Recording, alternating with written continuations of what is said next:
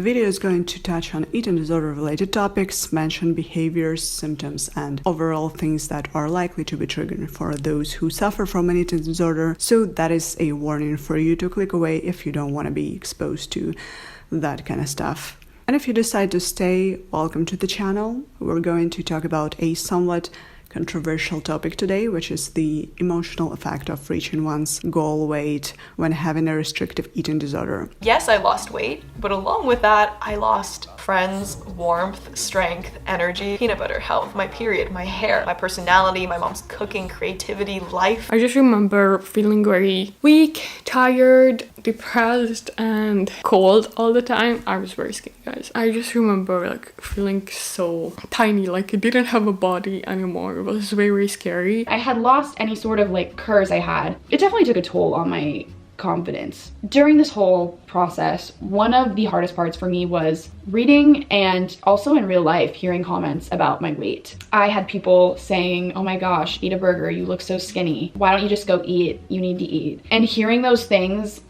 was really hard for me. Almost exactly 4 years it's taken me to achieve that goal, and I don't really feel anything. You think, wow, but you feel so blank. You know, when you've starved yourself that long and you're that malnourished, all you feel is blank. So it's not like you get on the scales and you're like, hey! You know, you just go, wow, okay. I've been aiming at that for 4 years, that I should feel something.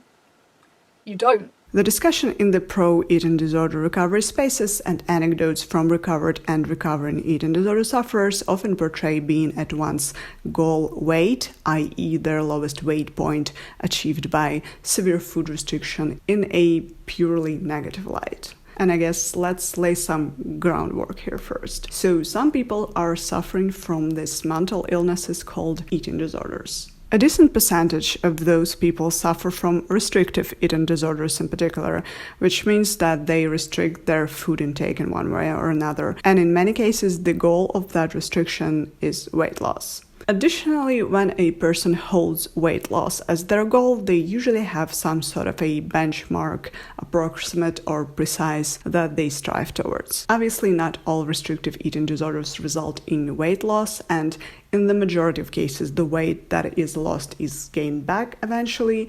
Nevertheless, a substantial number of people who fall into the above-mentioned categories do reach their goal weight at some point, at least temporarily. In retrospect, people who recover from eating disorders or at least move to a much healthier mental place often describe the experience of achieving their then desired low weight as miserable and sometimes even worse than other periods of their disorder. Okay, it kind of seems like this whole time with this thumbnail and stuff, I'm priming you for a heavily implied plot twist, like little did you know that they're all lying to you. And no, that will not be our plot twist for the day. I assume that probably the majority of those accounts is genuine, and I would also guess that at least some of those accounts are skewed by the bias that is caused by the mindset change that a person hopefully undergoes throughout the recovery process. It's difficult and often rightfully impossible to see any of your past eating disorder experiences, let's say, in any positive light retrospectively as a recovered person, when you are fully aware of all the damage eating disorders do to you and of the true nature of the motives and driving forces behind the disordered behaviors. I know that because I've been there. Eating disorders wasted a good chunk of my life, making me miserable for that period of time. So generally seeing your past eating disorder experience in a negative light is accurate and rational. I also think that honesty is extremely important in sharing our experiences and engaging in the eating disorder related discussion online if we are interested in actually encouraging recovery in terms of improving sufferers' mental well-being rather than just weight restoration or otherwise taking them to some arbitrary recovery milestone. And with honesty as my main goal, I must say that I actually became happier when reaching my ideal lowest weight, and I'm certainly not alone.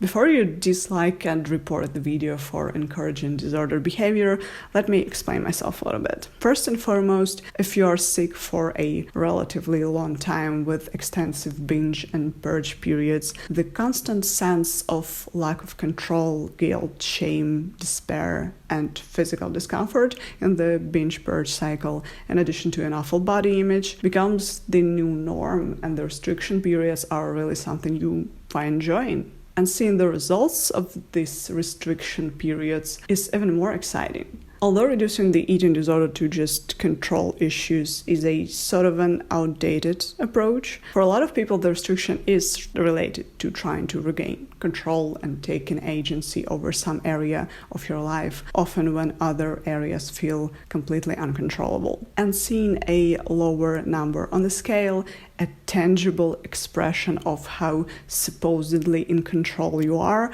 or even just reflecting on a good day when you manage to restrict perfectly, is a great source of reward and validation. In that sense, reaching the goal weight, I'm doing a lot of air quotes, I hope it's not too obnoxious. So reaching that goal weight feels like the ultimate final accomplishment.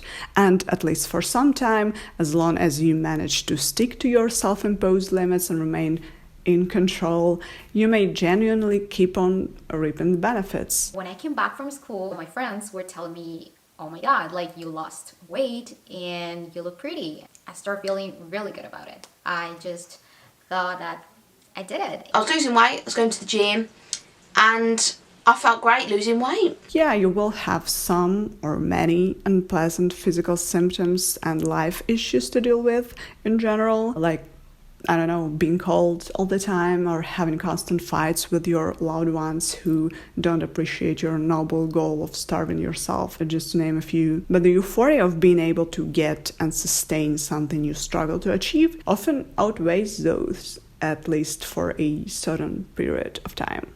That definitely was my case. I wholeheartedly enjoyed being unhealthily thin, having a desired rounded number on the scale, feeling, although not being completely in control in regards to hugely important aspects of my life, like food, physical activity, and body image. I also enjoyed being told that I went too far and looked too thin and unhealthy, in part because I knew I never crossed that anorexia documentary shock footage level of thinness, and those phrases were often an exaggeration, but also out of sheer contrarianism. We often hear that the comments about one's unhealthily skinny appearance are supposed to be the confirmation that your goal weight does not bring you what you waited for, but it often does. And in my and at least some other cases, the initial goal is most definitely not to fit the norm in the eyes of, well, normies around you. The eating disorder culture online, at least back in my day, intersected heavily with many other countercultural aesthetic elements. In the arts and apparently the 90s, before green smoothies and detox cleanses cementing their status as the eating disorder symbols, pro-anorexia online spaces were usually filled more with the heroin chic imagery. This phrase just aged me a lot. And the narrative was centered around being a beautiful, misunderstood outcast. Does anybody here remember this girl, by the way? I hope she's doing okay. And speaking of the outside world's perception of people who are categorized as underweight, people who experience drastic weight loss can probably relate to seeing some discrepancy between what people explicitly tell you and how they actually treat and view you and people around them. Which brings me to the pretty privilege. You are likely to be faced with the hypocrisy of being shamed for striving for unachievable beauty ideals, that in this case manifests in being underweight or embodying them, while at the same time seeing those same beauty ideals being tacitly or openly glorified. Basically, you are shallow, vain, and crazy for wanting to have a waist circumference smaller than that of your head, but we all will keep on hyping up people with the same body proportions, bringing them to insane levels of popularity. And women are not stupid. They see this hypocrisy for what it is, and when they do, it's easy to ignore voices that tell you you went too far, since you know they're dishonest either with you or themselves. I myself saw and heard numerous people bashing women around them for getting too skinny, while at the same time idolizing people of the same BMI basically, who may just have better photo editors. Camera, 10 pounds, all that shit. It's easy to dismiss all of those voices as self-contradictory or plain jealous. Okay, so why did I just waste more than 10 minutes, I believe, trying to explain why eating disorder sufferers can enjoy reaching their goal weight? Am I trying to justify healthy behavior around food? No, I do not. No, I do not want to do that. Thank you. In fact, I kind of hope that we all here are operating with this same very basic understanding of just how damaging and dangerous eating disorders are. But I don't think we can engage in an honest, productive discussion about eating disorders and recovery without acknowledging aspects of it that make disordered behaviors appealing, unfortunately. And if there weren't any, we wouldn't have millions of people starving themselves and purging their foods. There are many mechanisms through which disordered behaviors bring temporary satisfaction to a sufferer at various stages of the eating disorder. From personal experience and the experience of women I saw in my life and online who did or do suffer from an eating disorder, I would argue that at a post-achieving the goal weight stage, the satisfaction a person gets from being at that low weight is an extremely important motivational factor in continuing the behavior. In addition to control and social validation, there is a phenomenon that is, I believe, underexplored in the recovery spaces, namely the reward some people get from hunger, sometimes referred to as the hunger high. When I say it's underexplored, my main complaint is more with the exploration quality rather than the quantity. To illustrate my point, here's a Pop Psych article that touches on the phenomenon that is quite representative of the content that we usually see on the topic in the recovery spaces. It does acknowledge the rewarding nature of hunger for eating disorder sufferers, yet it also seems too afraid of coming even close to painting food restriction in a positive light to actually explore the feeling a bit deeper, and quickly slips into the but it's actually wrong and you need to eat territory, which is fair but isn't particularly helpful to someone in the depths of an eating disorder and experience a so-called hunger high. I'm not a neuropsychologist or neuropsychiatrist or whatever. I won't do this topic justice, but I do want to at least superficially touch on it here because that's an experience that is super relevant to our topic of discussion. You can check my sources in the description box and make your own research and judgment, but a very general gist. Researchers seems to find that eating disorders fuck up your brain in a lot of different ways, and given the fact that different areas of brain are responsible for a lot of different functions, it's difficult to draw any particularly specific conclusions on causal relationships. Still, there are a lot of interesting hypotheses. This Psychology Today article, for instance, explores several studies that have to do with anorexia patients' relationship with food and touches on some potential causes of positive experience of hunger.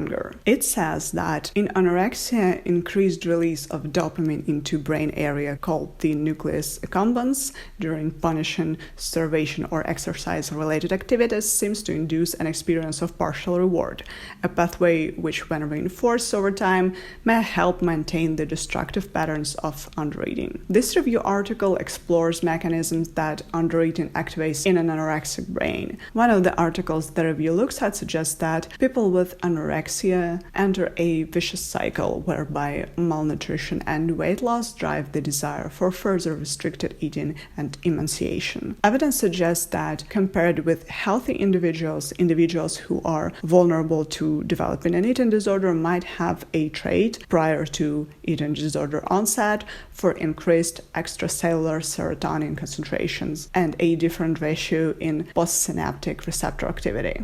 These two changes together might contribute to increased satiety and an anxious, harm-avoiding temperament. Basically, the reference study suggests that some people are predisposed to anorexia as the amount of serotonin, in addition to the ratio of certain types of its receptors, makes them more prone to anxiety and harm-avoidant temperament. Then starvation reduces the intake of tryptophan, that is a precursor to serotonin, thus the overall generation of serotonin, and reduces the feelings of anxiety that resulted from an overdrive of the serotonin system in the first place. Then the body adapts to the new intake and compensates for the deficit, making the times when body does get an adequate intake of food even more anxiety-inducing. Obviously, that is an extremely simplified attempt at an explanation of just a tiny fraction of the existing research on the behavior of the people who suffer from restrictive eating disorders. From my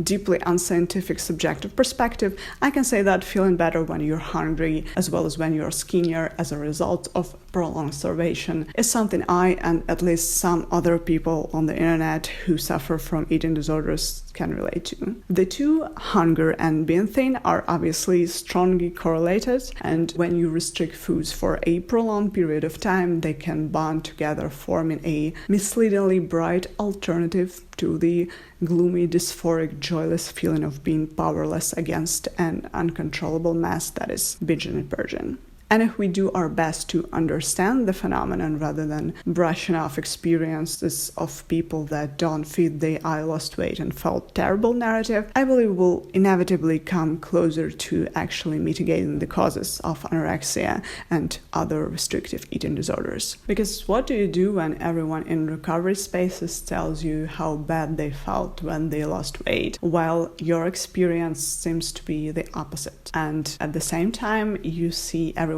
in the eating disorder promoting spaces glorifying weight loss. So someone for whom being thin was or is the only bright moment of their eating disorder, where are you most likely to go?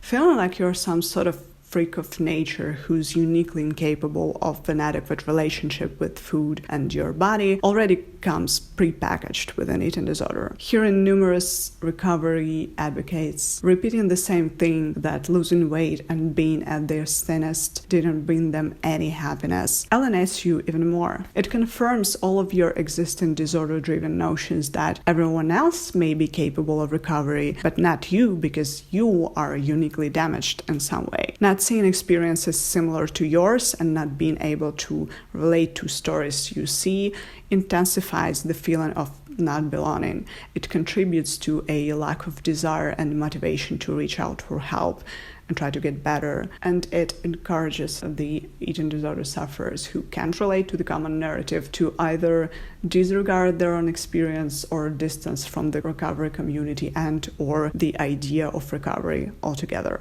Obviously, I am not encouraging people who felt miserable when they reached their goal weight to stop sharing their stories because I or someone else can't relate to them. But the overwhelming emphasis on the negative feelings about weight loss honestly often seems forced just to feed the diet's bad narrative. I think we should not be afraid to critique extremely destructive aspects of diet culture and lookism and fat phobia, while also encouraging sufferers to honestly share their experience without downplaying the unfortunately appealing aspects of eating disorders.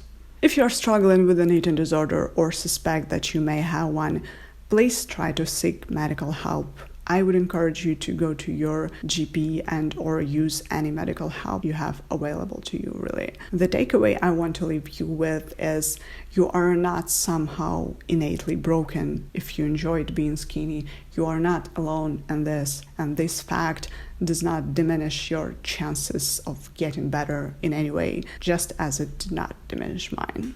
Thank you for watching. I hope you find this video helpful or interesting, and if you did, feel free to like and subscribe. I do not plan on making eating disorders a central topic of my channel, but I'll probably have some more related videos in the future. I still don't know how to end videos, so have a nice rest of your day.